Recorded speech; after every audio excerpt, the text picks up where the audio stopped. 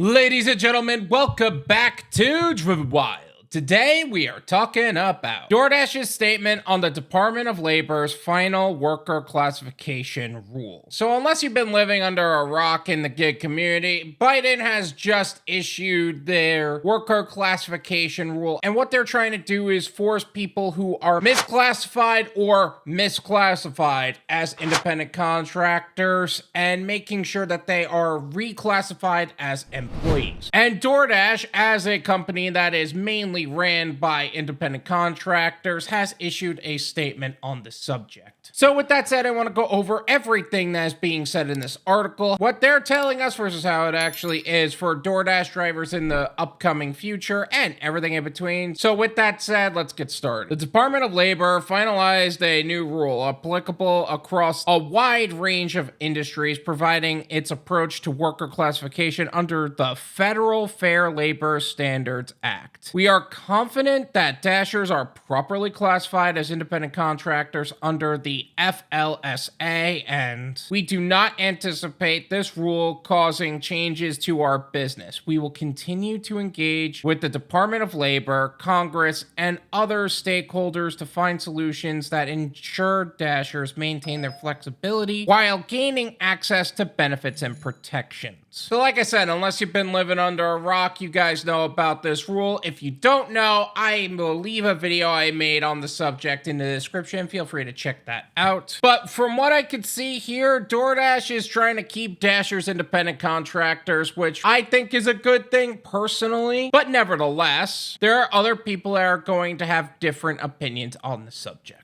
Millions of Americans choose to Dash precisely because they want the option to work independently and differently from employment. The vast majority of Dashers already have a full or part-time job, or are primary caregivers, students, self-employed, or retired. That's why they're not looking for the structure, shifts, and hour demands of employment. In fact, the average time Dashers spend on delivery across the US is less than 4 hours per week, and 90% of all Dashers average less than 10 hours per week on delivery. It's no surprise that an overwhelming majority of Dashers prefer to remain independent contractors. All right, that's a lot of shifting the information around. This is the difference between active time and dash time. Active time is you have an order and you're in the middle of it. Dash time is the amount of time you're online for, which is totally different story. But everything else is true for the most part. The large majority of people are on DoorDash either are not looking for a W-2 job, have a W-2 job, or this is only a transition period for them, so they're not looking to stay full-time Dashers anyway. So it really doesn't apply to them. So the concept of turning us into employment would just be an L for all parties involved. This is my opinion. It's worth what you pay for it. None of you pay me. There you go. One thing I will say, this statement, it's very short, it's very unprecise, and it's not very reassuring. In fact, at the bottom of it, there's a huge disclaimer on the concept of this is a forward-looking statement, and there are substantial risks to making a statement like this, and that everything is subject to change pretty much. All articles of this variety have disclaimers like this. It's not unheard of. But this is very different from how Uber handled it, where Uber, they broke down why they believe that they're gonna stay independent contractors and everything like that, where DoorDash just said, don't worry about it. We're gonna stay independent contractors and everything's gonna be great. That isn't very reassuring.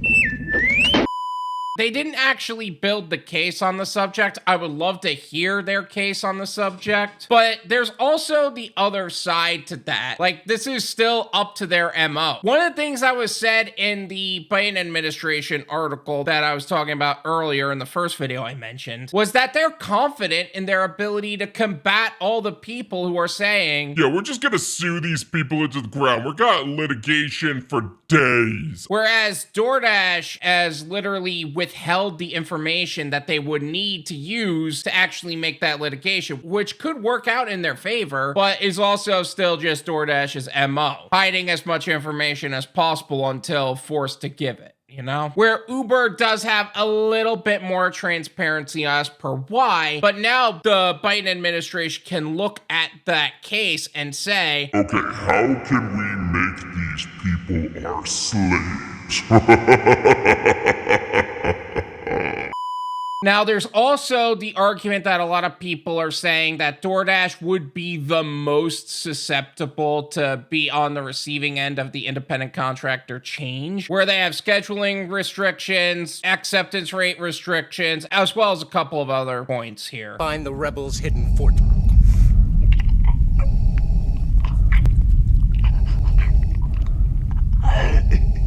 I find your lack of faith disturbing.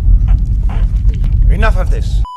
But that also said, you are not forced to take any order, and the only thing that they're punishing you for is that you're not receiving a lot of the rewards programs, which is not really a punishment. It's more like you're not being rewarded. Zoning and scheduling, I hear what they're saying with that, but I feel like that's the way that DoorDash is supposed to be, where they're trying to manage the number of drivers that are active in a certain given time, so that way they can actually make money on the platform. Like, there's always going to be this base amount of orders that are coming through. There are going to be some drivers that have priority over others based on when they scheduled, what programs they're a part of, etc. And they're going to make sure that the people that are online are actually making something, assuming. January is a different conversation, and February, March is always going to be a little slower, but that's market problems. That's not DoorDash problems. Some people have also said things like not providing full information on deliveries and combining no-tip customers with tipping customers with stacked orders. But that's something DoorDash has always been doing also. We all know DoorDash has been trying to get as many orders done as possible, not so much as making sure we are getting paid the way we're supposed to. That's always going to come first before anything. Scratch that. Stockholders, then making sure orders are being done properly. DoorDash seems the most susceptible. That doesn't mean they are the most susceptible. For now, I think we're going to take it at face value. DoorDash is confident that Dashers are properly classified as independent contractors under the FLSA, and we do not anticipate this rule causing changes to our business, which is good news for Dashers as a whole for now. Thank you so much for watching. I really appreciate it. As always, make sure to hit the like button, subscribe if you're new, and I'll see you guys next time. Peace.